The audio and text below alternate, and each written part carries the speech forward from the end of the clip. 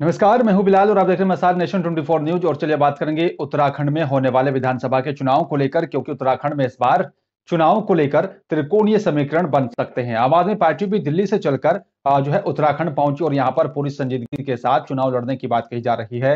लेकिन सवाल ये उठता है कि क्या एक बार फिर से जिस तरीके से पुराना इतिहास रहा है, 5 साल बीजेपी 5 साल कांग्रेस, क्या वही इतिहास एक बार फिर से दोहराया जाएगा, या फिर आम आदमी पार्टी यहां पर खेल बिगाड़ने को लेकर जो है जिस तरीके से लगातार कोशिश कर रही है आम आदमी पार्टी सत्ता पर काबिज होने की, कितनी काम यहां पर मिलेगी? इसी पर विस्तार से बातचीत करने के लिए मेरे साथ लाल कुमार संवाददाता पंकज पांडे मेरे साथ लाइव जुड़ रहे हैं। उनसे जानने की कोशिश करेंगे कि आखिरकार लाल कुआं की जनता चुनाव को लेकर क्या सोचती है और पार्टियों की तैयारियां कैसे चल रही हैं। पंकज, अगर बात चुनाव को लेकर की जाए, किस तरह से तैयारियां यहां पर अभी की जा रही हैं पार्टियों की तरफ से, और जनता का रुझान क्या है? जी, बताना चाहूंगा कि लालकुआं विधानसभा में दोनों पार्टियां ही बहुत जोरों शोरों से लगी हुई हैं। आपने बताया जैसा कि तीसरी पार्टी आम आदमी पार्टी भी मैदान में उतर चुकी है, उनका भी बहुत ही जोरों शोरों से प्रयास है और लगातार वो भी अपने प्रचार प्रसार में लगी हुई है। लेकिन एक किनारे अगर हम आदमी पार्टी को कर दें तो दो पार्टियां जो पुराने समय से अपना इतिहास रचते हुए आई हैं 5-5 साल का, और वो चीजें दोबारा कायम रहेंगी, उन्हीं चीजों पे पार्टियां कायम रहेंगी। कांग्रेस पार्टी की हम देखें तो वो भी अपने पूरे जोर से अपनी वापसी चाहती है, अपना वापसी कर रही है, और भारतीय जनता पार्टी तो लगी हुई है, वो वर्तमान में भी और आगे भी आने की कोशिश में लगी हुई है। फिलहाल लालकुआं की अगर हम बात करें तो लालकुआं में कांग्रेस पार्टी और आम आदमी पार्टी दोनों की जबरदस्त टक्कर यहाँ देखने को मिलेगी। हाँ बिल्कुल, लेकिन क्या ये मान लिया जाए कि इतिहास जैसा रहा है उत्तराखंड का, जब से उत्तराखंड उत्तर प्रदेश से लगा हुआ कि 5 साल कांग्रेस 5 साल बीजेपी ने राज किया, वही इतिहास एक बार फिर से दोहराया जाएगा, या फिर आम आदमी पार्टी इस बार जो है खेल बिगाड़ सकती है दोनों पार्टियों का? जी, बताना चाहूंगा आम आदमी पार्टी को भी उत्तराखंड में अपने पांव जमाने में कुछ समय लगेंगे, इतनी जल्दी आम आदमी पार्टी कुछ कर नहीं पाएगी। लेकिन हाँ, वहीं अगर हम बात करें कांग्रेस पार्टी की या फिर बीजेपी पार्टी की, तो ये दोनों पार्टियां ऐसी हैं जो अपना दमखम दिखाने में आगे रहती है और आगे भी रहेंगी। और इस बार जहां तक है सत्ता परिवर्तन की भी उम्मीद की जा सकती है कि जरूर सत्ता परिवर्तन होगा। बिल्कुल है, देखना होगा। बिल्कुल है, लेकिन अगर पंकज बात लाल कुआं की जनता की जाए, वहां की मूलभूत सुविधाओं की बात की जाए, उन मुद्दों की बात की जाए जो अभी तक जो है विकास नहीं हुआ है, ऐसी कौन सी समस्या है, ऐसा कौन सा मुद्दा है जो लाल कुआं की परेशानियों को अभी तक पूरा नहीं किया गया? देखिए, बताना चाहूंगा कि लाल कुआं जो है ये थोड़ा तराई क्षेत्र में भी आता है, थोड़ा पहाड़ी क्षेत्र में भी आता है, तो यहाँ दोनों चीजें मिली जुली हैं। यहाँ की जो जनता है, खास करके अगर हम किसानों को देखें तो किसानों के साथ भी बहुत सारी समस्याएं हैं। अभी तक उनके मुआवजे नहीं मिल पाए हैं। अभी हाल ही में आपदा आई थी, उस आपदा में कई किसानों के अपने घर नुकसान हो गए, नदी में बह गए, तो उनकी भी समस्याएं हैं। और पहाड़ी क्षेत्रों में तो लगातार समस्याएं बनी हुई हैं। बिल्कुल। लेकिन लगातार जो है जिस तरीके से अभी बारिश के चलते बाढ़ की समस्या उत्पन्न हुई और लोगों को काफी यहाँ पर जान माल का नुकसान हुआ, राज्य सरकार ये दावा कर रही है कि सभी को राहत पहुंचाने की कोशिश की जा रही है, मुआवजा देने का काम किया जा रहा है। इसमें कितनी सच्चाई है?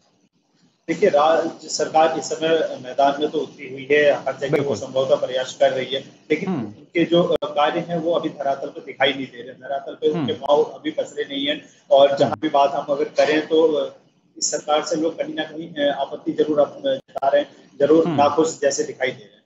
बिल्कुल। पंकज, पहाड़ी क्षेत्रों में लगातार जो है ये समस्या रही है कि वहां पर मूलभूत सुविधाएं वक्त पर नहीं मिल पाती, इसीलिए लगातार पलायन हो रहा है। चाहे स्वास्थ्य क्षेत्र से जुड़ी हुई समस्या हो या फिर वहां पर शिक्षा से जुड़ा हुआ मामला रहा हो। तो अगर बात जो क्षेत्र जो है लाल कुआं का पहाड़ी इलाका है, वहां पर क्या सभी सुविधाएं वहां के लोगों को मिल पाती है? क्योंकि गांव क्षेत्र जो पहाड़ी इलाकों में बसे हैं, वहां पर सुविधाएं पहुंचाना कई बार सरकार के लिए मुश्किल हो जाता है। कई बार सरकार कदम उठाती है लेकिन योजनाएं नहीं पहुंच पाती है। देखिए, मैं पूरे कुमाऊं मंडल की अगर बात करूं तो पूरे कुमाऊं मंडल में ही बहुत ज्यादा समस्याएं हैं। अभी भी कई ऐसे गांव हैं जहां अभी तक सड़कें उपलब्ध नहीं हो पाई हैं, जहां पर अभी ठीक ठाक से अस्पताल उपलब्ध नहीं है। स्कूल की तो बात बहुत दूर की हो गई। आज भी बच्चों को पहाड़ों में बहुत दूर पैदल चल के और नदी पार करके, नाले पार करके स्कूल जाना पड़ता है। ये सारी समस्याएं तो अभी भी उत्पन्न है ही। कई जगह सड़कें हमेशा ध्वस्त रहती हैं, कितनी भी सरकार काम कर ले, लेकिन सड़कें उस तरीके से नहीं बना पाती है जिस तरीके से होनी चाहिए। ऑल वेदर रोड की बात की जाती है यहाँ उत्तराखंड में, लेकिन वो चीजें दिखाई नहीं देती कहीं भी तरह से। बिल्कुल। लेकिन अगर बात मुख्यमंत्री की जाए तो ज्यादातर जो है मुख्यमंत्री जो उत्तराखंड के बने वो पहाड़ी इलाकों से ही आते हैं। क्या उन यहाँ पर मुख्यमंत्रियों ने भी विकास को लेकर कदम नहीं उठाने की कोशिश की? क्योंकि जिन मुद्दों के सहारे उत्तराखंड उत्तर प्रदेश से अलग हुआ था, क्या उस पर काम किया गया? कहीं तक उत्तराखंड उत्तर प्रदेश जहाँ अलग हुआ और उत्तराखंड की नींव रखी गई, उत्तराखंड को बनाया गया, तो वो चीजें 50-50 के में ही रह गई। कभी भी उन चीजों को पूर्ण रूप से किया नहीं गया। हमारे बगल में ही सिडकुल की स्थापना हुई 2009 में, उसके बाद से वहाँ आज तक ठीक ठाक से कभी कोई तरक्कियां नहीं आई। जो वही सिडकुल का रोजगार दिया लोगों को, चली गई। रोजगार की भी एक समस्या ऐसी है जो इनको बहुत ज्यादा परेशान करती है लोगों को। यहाँ के युवा आज भी अच्छी एजुकेशन लेने के बाद भी दूसरे राज्यों में जाने के लिए मजबूर है। पलायन कैसे बहुत ज्यादा हो रहा है। ये सारी बहुत सारी अहम समस्याएं हैं जो कोई भी सरकार आए जिससे अभी तक इसे क्लियर। बिल्कुल। लेकिन जिस तरीके से पंकज देखा गया है कि लगातार सरकारें ये दावा करती हैं कि युवाओं को बड़े स्तर पर रोजगार दिया जाएगा, जो स्थानीय वहां का उद्योग है उसको बढ़ावा दिया जाएगा, किसानों की समस्या को दूर किया जाएगा, लेकिन सत्ता पर काबिज होने के बाद जो है सरकारें क्यों भूल जाती हैं जो दावे और वादे किए जाते हैं?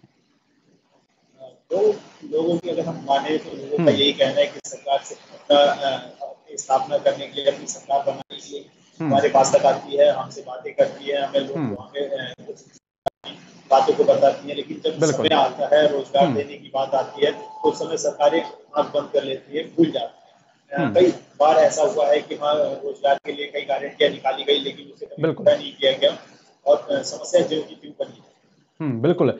बात अगर पंकज यहाँ पर जो है किसानों की जाए तो कुमाऊं मंडल की अगर हम लोग पूरी बात कर लेते हैं, वहां पर किसान किन किन फसलों को उगाता है और फिर उन फसलों को बाजार तक, मंडियों तक पहुंचाने का क्या साधन है? क्या सरकार की तरफ से जो है योजनाओं को चलाया जा रहा है जिससे सीधा किसानों की फसलों को बाजार तक पहुंचाया जाए? जी, बताने जाएंगे पूरे कुमाऊं में अगर हम देखें तो यहाँ किसान बड़ी ही मेहनत से, वैसे भी पहाड़ी इलाके हुए तो पहाड़ी इलाके में बड़ी ही मुश्किलें होती हैं किसी भी अनाज को उत्पन्न करने में, बनाने में। तो समस्याएं तो बहुत ही हैं। किसानों के साथ मंडियों में उस तरीके से उनको भाव नहीं मिल पाता, उस रेट नहीं मिल पाते। पहाड़ों से कई पहाड़ पार करके उन्हें नीचे मंडियों में आना पड़ता है, कई दिन इंतजार करना पड़ता है, उसके बाद जाके कहीं उसके दाम उन्हें प्राप्त होते हैं, लेकिन वो भी उचित दाम प्राप्त नहीं होते। बिल्कुल। उच्च क्वालिटी की शिक्षा को लेकर सरकारों को क्या कदम उठाना चाहिए पंकज जी, ताकि पूरे कुमाऊं मंडल में या फिर पूरे पहाड़ी इलाकों की अगर बात की जाए उत्तराखंड के, वहां पर शिक्षा को बेहतर किया जाए ताकि युवा वर्ग जो है वो अच्छी शिक्षा अपने इलाके में हासिल करे? रोजगार को लेकर क्या सरकारों को कदम उठाने चाहिए ताकि दूसरे प्रांतों में जो है युवा वर्ग जाने को मजबूर ना हो? देखिए, युवाओं की शिक्षा के लिए मैं ये खास करके युवाओं से बात करने पर उनसे यही समझ में आता है कि युवाओं की ये सोच है कि हाँ, जो दूसरे राज्यों में बहुत ही अच्छे तरीके से शिक्षा प्राप्त हो जाती है, वो शिक्षा, वैसी शिक्षा प्रणाली पद्धति हमारे राज्य में भी सुचारू रूप से चालू करनी चाहिए। वैसे भाजपा की अगर हम बात करें तो भाजपा सरकार ने अभी हाल फिलहाल में ही कई स्कूलों को इंग्लिश मीडियम के तौर पर बदला है, लेकिन उसमें भी ये चीजें हैं कि हाँ, बच्चे वहां तक समय पर पहुंच सके, वहां अच्छी शिक्षा प्राप्त कर सके। तो सभी सरकारों को एक नियति के तहत ये तो नहीं होगा कि हाँ, हम अपने बच्चों को किस तरीके से, युवाओं को किस तरीके से शिक्षा उपलब्ध करा पाते हैं। बिल्कुल। लेकिन कई बार ये भी देखा जाता रहा है कि कई बार जो है सरकारी अधिकारी ही पहाड़ी इलाकों में तैनाती नहीं ले पाते हैं। उनके सामने क्या डर का माहौल बना हुआ होता है या फिर वहां पर सुपोर्ट सुविधाएं नहीं है? ये एक मुख्य कारण होता है कि वहां पर जो है तैनाती को लेकर भी कई बार जो है अधिकारी नहीं पहुंच पाते। क्या ये मुख्य वजह है कि वहां पर सुविधाएं नहीं है, रोजगार नहीं है, माहौल नहीं है, ये मुख्य वजह है? जी, मैं बताना चाहूंगा कि खास करके आज जो भी अधिकारी हैं, उनसे तो सरकार को सीधे पहले ये कर लेना चाहिए कि आपको इन क्षेत्रों में आपको भेजा जाना है, आपको वहाँ कार्य करने हैं। लेकिन खास करके अधिकारियों को सबसे ज्यादा पहाड़ी क्षेत्रों में ये समस्याएं महसूस होती है कि वहाँ ना रोड की व्यवस्था ठीक है, ना वहाँ पेयजल की व्यवस्था ठीक है, अदर काम जो भी है वो भी सही से नहीं हो पाते। इसकी वजह से जो भी अधिकारी है वो पहाड़ों में जाने के लिए बड़े ही भागते हैं। बिल्कुल। लेकिन जिस तरीके से अगर रोजगार की बात कर लेते हैं, पूरे पहाड़ी इलाकों की बात कर लें, आप उद्योग जिस तरीके से यहाँ पर रणनीति तिवारी की सरकार के वक्त में लगाए गए थे बड़े स्तर पर, लेकिन जो स्थानीय जो युवा वर्ग है, जो स्थानीय रोजगार पाने की इच्छा रखता है, तो वहां पर स्थानीय लोगों को तवज्जो ज्यादातर नहीं दी जाती है। सरकारें दावे और वादे तो करती हैं लेकिन पूरे होते हुए दिखाई नहीं देते। ऐसे में युवा वर्ग की क्या मांग है, जनता की क्या मांग है, सरकार उन मांगों को पूरा करने को लेकर क्या कदम उठा रही है? जी, बताना चाहूंगा कि युवाओं की तो यही मांग है कि हाँ, हम अपने राज्य के लिए अच्छी शिक्षा प्राप्त करने के बाद अच्छे रोजगार को भी प्राप्त करें, यहाँ हमारे लिए बहुत सारी मूलभूत सुविधाएं उपलब्ध हों, जो जिससे हम दूसरे राज्यों में ना जाएं, हमें यहीं पे अच्छी रोजगार प्राप्ति कराई जाए सरकार के माध्यम से। लेकिन सरकारें उस तरीके से कार्य नहीं कर पाती। एनडी तिवारी जी के समय की अगर हम बात करें तो उन्होंने बहुत ही प्रयत्न करके अलग राज्य बनाया, रोजगार के लिए अच्छी व्यवस्थाएं कराई, दो शेड्यूल की स्थापना की, साथ में और भी छोटे छोटे उद्योगों को यहाँ लेके आए। 84 से ही वो लग गए थे, उन्होंने लगातार ही अच्छे प्रयास किए, कार्यरत रहे। लेकिन उसके बावजूद भी जो नई सरकारें आई, हर साल सरकारें बदलती, उन सरकारों ने कभी भी युवाओं के प्रति नहीं सोचा, युवाओं को नहीं देखा कि हाँ, इनकी भी कुछ गहन समस्याएं हैं, इनको भी बात करें, इनसे संवाद करें। बिल्कुल। ये सबसे बड़ा सवाल है कि यहाँ पर रोजगार और मूलभूत सुविधाओं को लेकर ही उत्तर प्रदेश से उत्तराखंड अलग हुआ था, लेकिन वो सब दावे और वादे भूल चुके हैं। जिन मुद्दों को लेकर अलग हुआ था उत्तराखंड, उन सबको भुला दिया गया। क्या यह मान लिया जाए कि जो पार्टी की सरकार बनती है उत्तराखंड में, सत्ता पर काबिज होने के बाद सब कुछ भुला दिया जाता है और सत्ता से जब परिवर्तन होता है, जब विपक्ष में आ जाता है, तब वो सब मुद्दों को याद आता है?